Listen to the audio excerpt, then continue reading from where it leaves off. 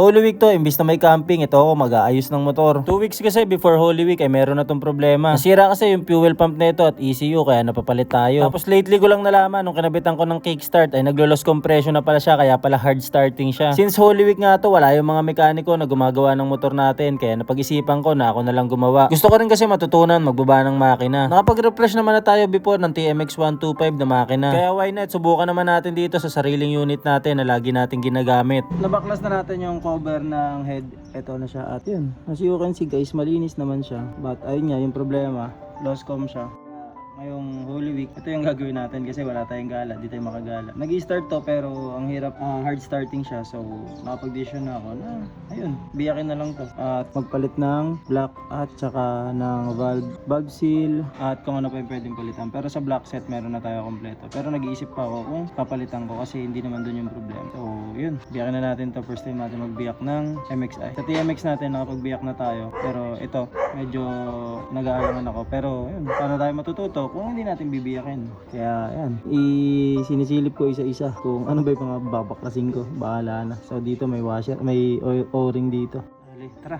Wala, kung hindi natin to babaklasin, hindi tayo matututo sa sarili nating motor. Natutuwa lang ako dahil yung mga pinapanood ko lang dati ay ginagawa ko na ngayon. Kay Maxi sa sarili pa nating motor. Ganyan pala siya kakapal, oh. Grabe.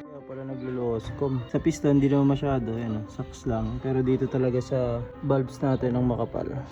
Hindi ko alam kung ano yung puti-puti na nasa exhaust na yun, pero basta nakikita ko lang na madumi siya. Yung block naman ay all goods pa dahil meron lang naman to mga konting hairline pati yung sa may piston. Hindi ko nalilinisin tong piston tsaka block dahil meron ako nabili na block set. Kaya yung mga piyesang ikakabit na lang ulit yung nilinisan ko. Yung mga piyesa na nakakabit sa loob ng head. Since nakabaklas na rin naman to, pinalitan ko na rin yung mga rubber bushing dito. Ito rin yung isa sa mga cause kapag dumadaan ka sa may puting linya sa may kalsada, sabay kumakabig yung motor mo. Hindi pa naman siya sira pero okay nang palitan kasi nga nakabaklas na din naman. Tapos the rest is all goods na. Yung piston.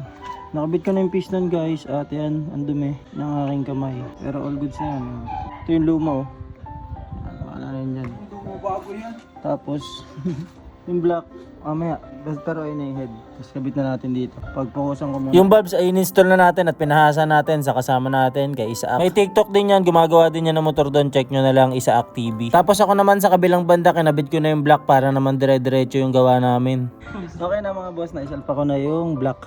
Ayan, piston ring at yan. Naka-TDC siya pero double check pa natin siya dito. Bago na, naisalpa ko na rin yung base gasket. Tapos yung mga tornilyo dahil hindi ko pa siya ganun kabisado. Yung sa tensioner, iniwan ko muna dito. Ito sa tensioner, kabisado ko na ito eh. Pero yung dito sa coolant, yan iniwan ko dyan para hindi magkaligaw-ligaw. Tapos ayan, all goods na. Lahat ng mga ginagawa ko, napapanood ko lang sa mga mekaniko na nakikita ko. At ayun, yung ating bulbs, ayan, hinahasa na. Yung exhaust, intake ang inuna, tapos exhaust mamaya. Pero pares muna natin siyang roughing. So, kukunin pa yung lapat nung labi nung pagsasalpakan ng bulbs. Tapos yung lapat nung mismong bulbs. Nagpalit na rin tayo ng bagong bulbs. Ito na yung bago. At ganito yung itsura nung luma. Ayan o. Laki ng pinagkaiba. Tapos pag natapos na to, pag wala nang singaw, salpak na rin natin. Tapos testing natin kung may compression. Pagka sumablay, pagawa natin sa mekaniko. Okay. Gastos ulit. Inabot na kami ng dilim guys. At ayun, salpak ko na yung intake. Ayan, wala naman siyang tagas. As you can see, yan, ayun o, may lamang gasolina yan. Baka sabihin nyo, dinadaya. At yun, inabot na kami ng gabi dito.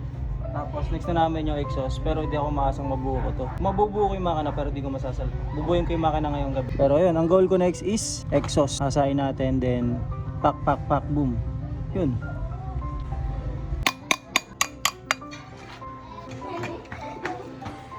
Grabe yung pagdo-double check ko yan kaya inabot na kami ng dilim. Para ma-sureball na wala talagang sasablay dito sa ginawa ko kahit DIY lang. Okay na, nabuo na siya. Ayan. Testing natin yung... Ayun na, meron na.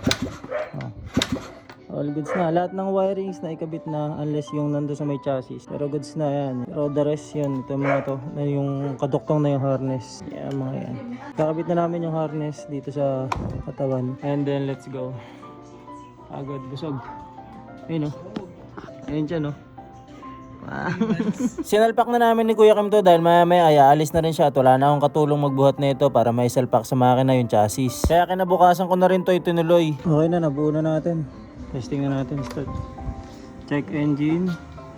Meron. Push start. Yun.